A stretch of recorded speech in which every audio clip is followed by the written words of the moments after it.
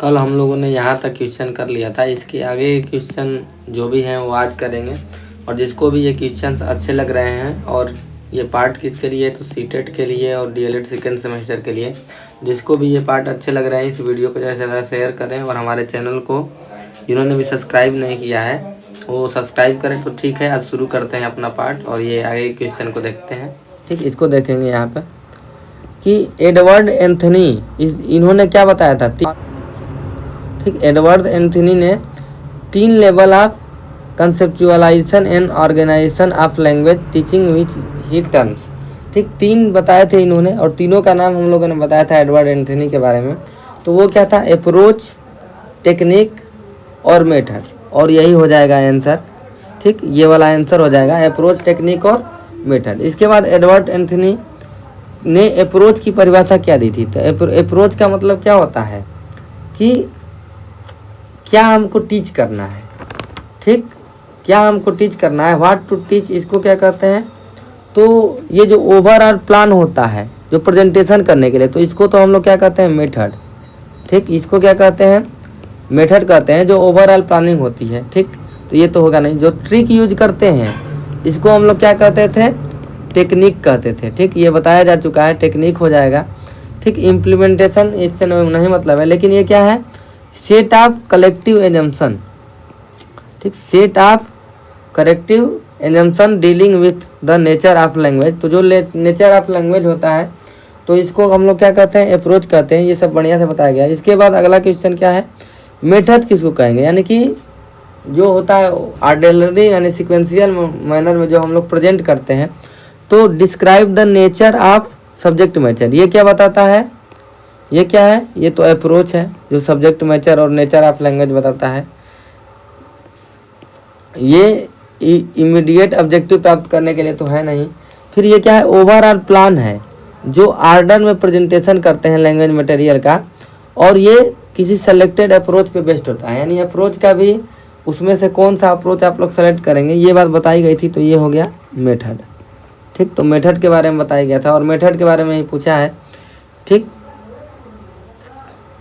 और जो बच गया ये खत्म ही हो गया। तो ये बताया गया है what is technique according to the, technique के बारे में क्या है, वही ट्रिक जो क्लासरूम से मतलब है।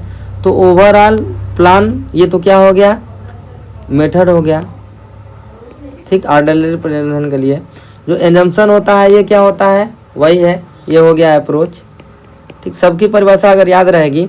और जो ट्रिक यूज होता है इसको क्या कहते हैं, क्लासरूम में, इसको कहते हैं टेक्निक। आप लोगों को क्लियर हो गया होगा तीनों बातें। इसके बाद क्या है, according to Anthony's model approach is the level at which. Approach मतलब क्या होता है, तो अप्रोच का वही मतलब क्या है, एजम्पशन से है जो लैंग्वेज का नेचर है। तो ये तीसरा ऑप्शन देखेंगे, एजम्पशन एंड बिलीव। ठीक, about language and language learning are specified, यानी कि जो एजम्पशन माना जाता है, जो बिलीव किया जाता है कि ऐसे हम लोग लैंग्वेज को सीख सकते हैं, तो ये सब अप्रोच में किया जाता है। यानी प्रॉपर प्लानिंग की बात करें, इन क्लास में कैसे उसको रिप्रेजेंट करना है किसी टॉपिक को, ये प्लानिंग, ये उसका प्रेजेंटेशन जो हम लोग करते हैं, ये होता है मेथड। ठीक, जो भी अप्रोच हम लोग बताएंगे उसका जब हम प्रेजेंटेशन करेंगे तो हो जाएगा मेथड। इसके बाद क्या है कि according to Anthony's model method is the level at which. ठीक, मेथड में क्या है, हम लोग क्या करते हैं, वही प्रेजेंटेशन करते हैं। तो इसमें क्या होगा, ठीक, theory is put into practice and choices are made what to teach. देखिए बताए थे ना, व्हाट टू टीच रहेगा तो इसका मतलब है मेथड, क्या पढ़ाना है, चॉइस कैसे करना है उसमें से। जब पूरा प्लानिंग बन गई तो व्हाट टू टीच हो जाएगा, ये हो जाएगा मेथड हो जाएगा। ठीक, इसके बाद according to Anthony's model technique is the level at which. Technique क्या होता है, वही क्लासरूम में जो ट्रिक अपनाते हैं। तो क्लासरूम प्रोसीडर आर डिस्क्राइब्ड, ये होता है। एजम्पशन की बात करें लैंग्वेज टीचिंग के लिए तो ये होता है अप्रोच। ठीक, और चॉइस लैंग्वेज लर्निंग के लिए जो हम लोग मेड आउट करते हैं इसको कहते हैं मेथड, जो कि ऊपर था। तो ये सब तो क्वेश्चन ये हो गया। अब इसके बाद देखते हैं हम लोग अब कौन सा आएगा क्वेश्चन। तो ये तो स्किल का क्वेश्चन हो गया। अब आएगा जीटीएम मेथड, ये सब ग्रामर ट्रांसलेशन मेथड और इन सब जितना भी मेथड और अप्रोच पढ़े हैं तो इसका आएगा। तो पहला क्वेश्चन जो आया है डॉक्टर न्यू वेस्ट मेथड का आया है। तो इस क्वेश्चन को देखते हैं पहले कि doctor West new method of teaching English emerge to overcome the limitation of which of the following method, यानी कि जो डॉक्टर वेस्ट न्यू मेथड है ये किसकी लिमिटेशन को कम करने के लिए यानी दूर करने के लिए आया था। तो ये पढ़ाया था, बताया गया था कि doctor new West method direct method के लिमिटेशन को दूर करने के लिए आया था, डायरेक्ट मेथड के लिए। और ये क्या है, इसका नाम क्या है, रीडिंग मेथड। ठीक, इसके खोजकर्ता क्या है, तो MP वेस्ट। ठीक, ये भी याद होगा आप लोगों को। तो इतना बताया गया है आप लोगों को।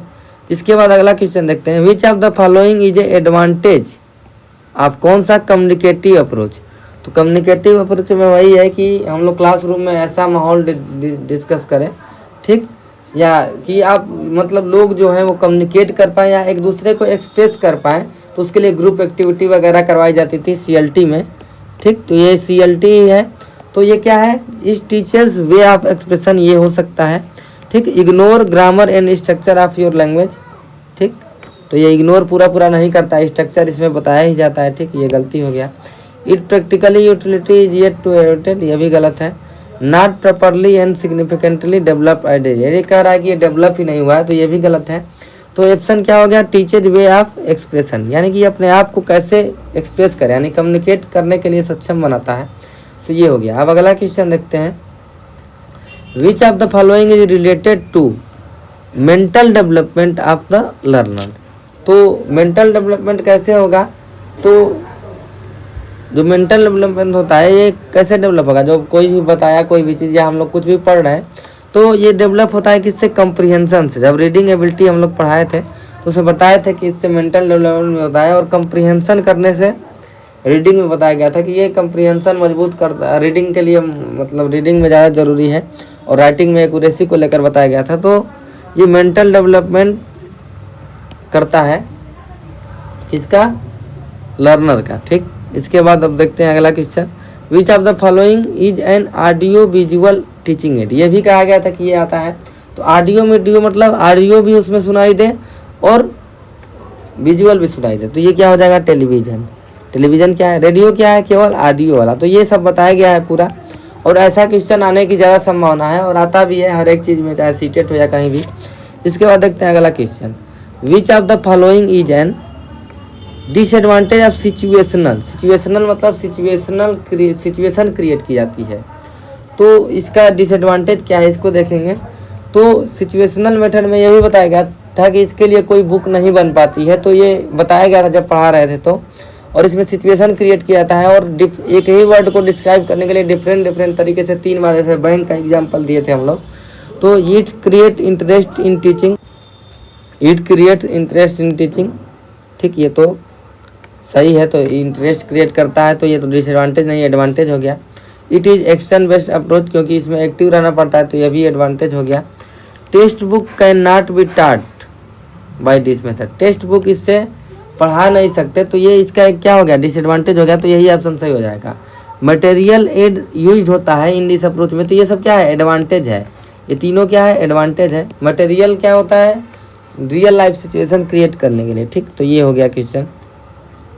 इसके बाद देखते हैं, the text book help the teacher in which of the following veg. ठीक, टेक्स्ट बुक कैसे हेल्प करता है टीचर को।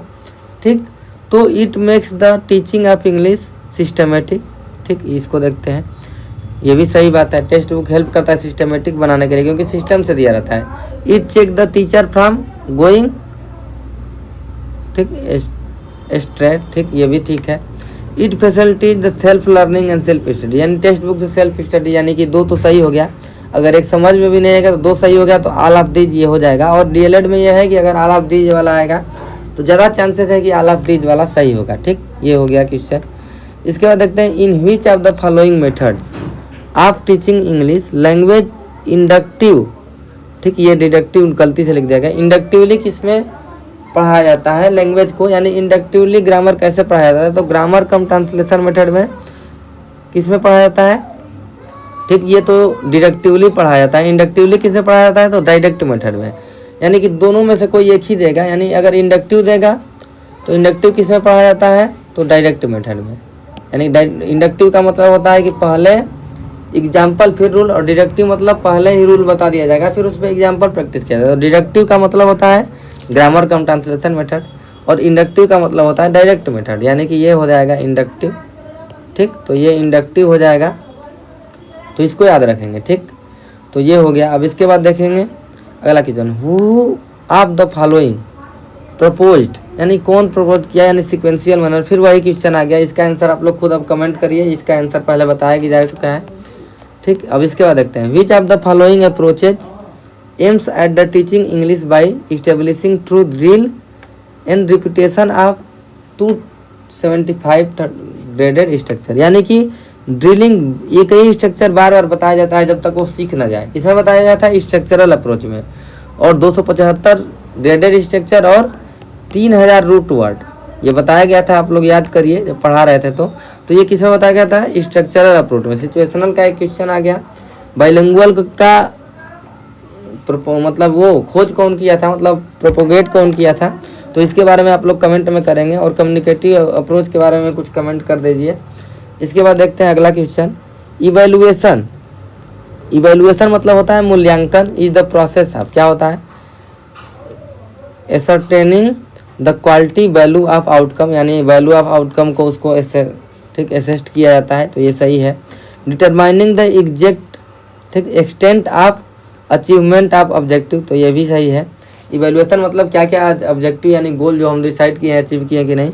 और कंपेयरिंग आउटकम, ठीक कंपेयर भी करना है, तो ये तीनों सही है। ऑल ऑफ दी आ गया तो ये क्वेश्चन भी आया है बहुत बार, तो ये इंपॉर्टेंट है। इसके बाद देखते हैं अगला question, which of the following is a disadvantage of situational approach. Which of the following disadvantage and situational approach में फिर वही वाला आ गया। तो ये क्वेश्चन अभी करवाया गया है, तो टेक्स्ट बुक वाला है। फिर text book help the teacher वही है, ऑल ऑफ द एबव ऊपर करवाया गया है। ठीक, दोबारा हो गया है गलती से। In which of the following method of the teaching English, inductive फिर वही आ गया है, तो इसका बताया गया है ग्रामर कम ट्रांसलेशन मेथड में डिडक्टिव। ठीक, और इसमें हो जाएगा इंडक्टिव। ठीक, और जो बाइलिंगुअल मेथड है ये दोनों के बीच का है, तो ये मिडवे का काम करता है। तो ये भी क्वेश्चन आया है एक बार डीएलएड में। तो which of the following method work as a midway between the grammar cum translation method and direct method, तो ये भी आया है। इसके बाद विच सेंचुरी जीटीएम मेथड वो हुआ था, फॉर्म हुआ था, तो ये 16th सेंचुरी में हुआ था। कब हुआ था, तो 16th सेंचुरी में। इसके बाद देखते हैं अगला question, which two element are not associated with GTM, यानी ग्रामर कम ट्रांसलेशन से कौन, यानी कौन सही नहीं है, यानी 3 होगा उसके का। तो मेमोराइजेशन ट्रांसलेशन करवाया जाता है। फ्लुएंसी एंड कम्युनिकेशन, ये तो कहा गया था इसका डिसएडवांटेज है कि इसमें नहीं ध्यान दिया जाता है, तो ये हो गया। Native language and teacher centre, teacher centre है, नेटिव लैंग्वेज का उपयोग किया जाता है, तो ये सब सही है। तो ये हो जाएगा ऑप्शन नंबर 2, यानी कि जो गलत है वही सही है, जो गलत है वही सही है। तो इसको आप लोग ध्यान से पढ़ेंगे। इस नॉट का मतलब बहुत होता है, यही गलती कर देते हैं आप लोग, नॉट नहीं देखते हैं। Which two element are not associated with GTM आ गया, तो फिर वही आ गया फ्लुएंसी एंड कम्युनिकेशन, दोबारा हो गया है क्वेश्चन। अगला देखते हैं, GTM is student centre methodology, तो अभी बताया गया है कि जीटीएम क्या है, टीचर सेंटर है, तो ये हो जाएगा फॉल्स, ये गलती है। ये क्या है, टीचर सेंटर है, अभी ऊपर बताया भी गया है और ये पढ़ाया भी गया है। ठीक, in a classroom that uses GTM student are instructed in, किसमें किया जाता है क्लासरूम में, जीटीएम में। नेटिव लैंग्वेज, नेटिव लैंग्वेज मतलब मदर टंग में, एमटी में। ठीक, ये बताया गया है, तो ये हो जाएगा सही।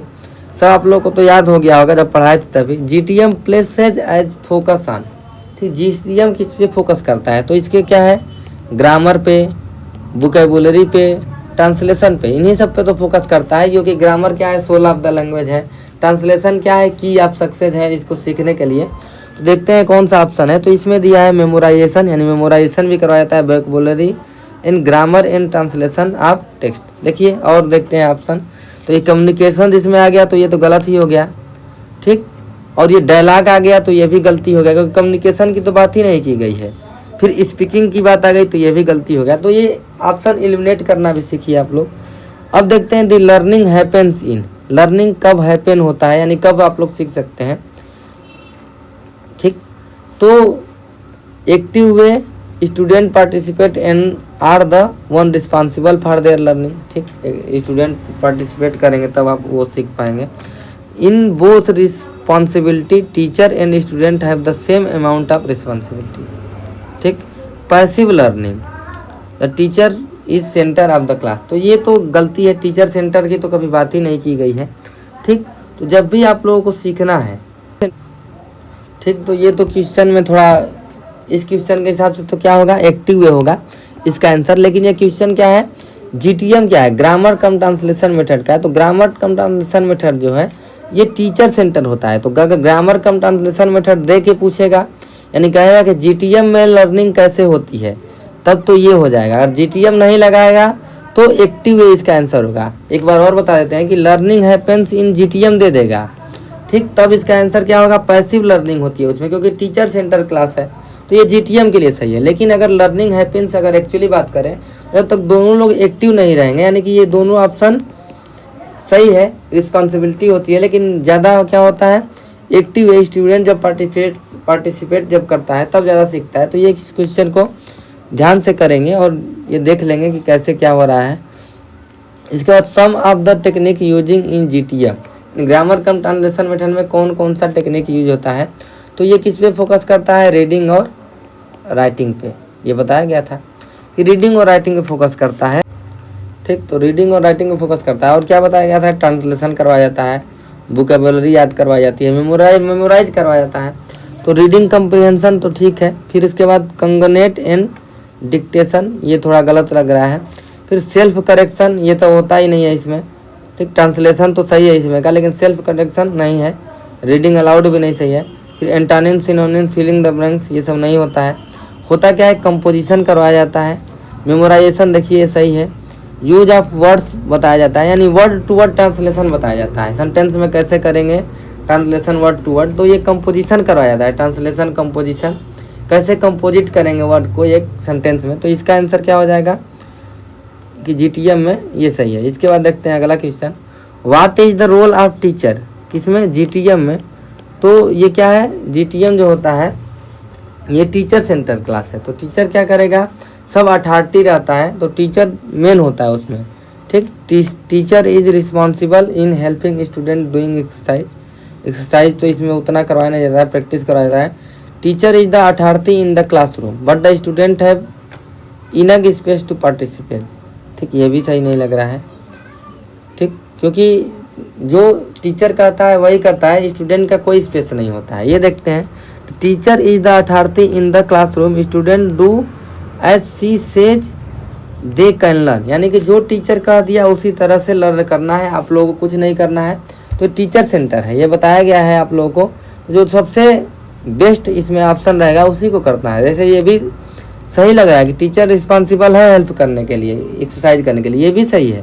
लेकिन सबसे ज़्यादा सही होता है उसको हम लोग ट्रिक करते हैं। तो ऑप्शन को ध्यान से पढ़ें और बेस्ट ऑप्शन को चुनें। ठीक, सबसे जो बेस्ट ऑप्शन है उसको चुनना चाहिए। इसके बाद देखते हैं अगला question, what is important in GTM, यानी ग्रामर कम ट्रांसलेशन मेथड में क्या है। तो कम्युनिकेटिंग तो है नहीं। टीच स्टूडेंट कल्चर, ये भी नहीं सही है। लर्न ग्रामर, ये सही है। ट्रांसलेशन होगा। स्पीक नहीं सही है, स्पीकिंग की बात ही नहीं कहते। एप्रिसिएट फॉरेन लैंग्वेज लिटरेचर, यानी फॉरेन लैंग्वेज लिटरेचर को एप्रिसिएट कहता है। Learn grammar and grow intellectually, तो ये सही है और सब गलत ही है, बता ही दिए। इसके बाद what is the another name of grammar cum translation method, ये इंपॉर्टेंट है। कोई भी मेथड है उसका जो नाम है अलग अलग, तो इसको क्लासिकल मेथड भी कहते हैं और भी इसका कई नाम है। इसका आंसर क्या होगा, डिपर्सियन मेथड। इसके अन्य नाम को आप लोग क्या करेंगे, कमेंट में कमेंट करेंगे कि अन्य नाम इसके क्या क्या है। इसके बाद देखते हैं इनका, तो ये जो है क्वेश्चन, इसका आंसर सीधा सीधा लिख दिया था। तो ये कि एलोन इनेबल्स, ठीक, the learner to acquire the habit of speaking the language. ठीक, तो ये कैसे आ सकता है, तो प्रैक्टिस से आ सकता है। तो इसका आंसर तो सेम लिख ही दिया गया है। Foreign language should be taught, कैसे टॉट किया जाता है, तो सिचुएशन क्रिएट करके, यानी कि रियल लाइफ सिचुएशन से जोड़ करके। तो ये भी सही हो जाएगा, ये सब तो है ही। फिर advantage of inductive method, inductive method में क्या होता है कि पहले रूल बताया जाता है, रूल नहीं, पहले एग्जाम्पल फिर रूल, यानी जो डायरेक्ट मेथड में यूज किया जाता है। तो ये क्या होता है, डायरेक्ट वो लिंक किया जाता है। ठीक, तो इसमें हैबिट मेमोराइजेशन का नहीं होता है। तो इसका क्या फ़ायदा है कि वो चीज़ों से जोड़ पाता है। ठीक, बाहरी चीज़ों से जोड़ पाता है। तो ये स्टूडेंट डू नॉट है, होमवर्क से कोई मतलब ही नहीं है। मेमोराइजेशन का ये ठीक ही है। तो मेमोराइजेशन का हैबिट नहीं फार्म होता है, तो यही सही है। स्टूडेंट डू नॉट हैबिट, ठीक, ये हैबिट फार्म नहीं होती है। अगर वैसे करेंगे तो वो सब हैबिट फार्म हो जाएगी, तो ये इसका सही है।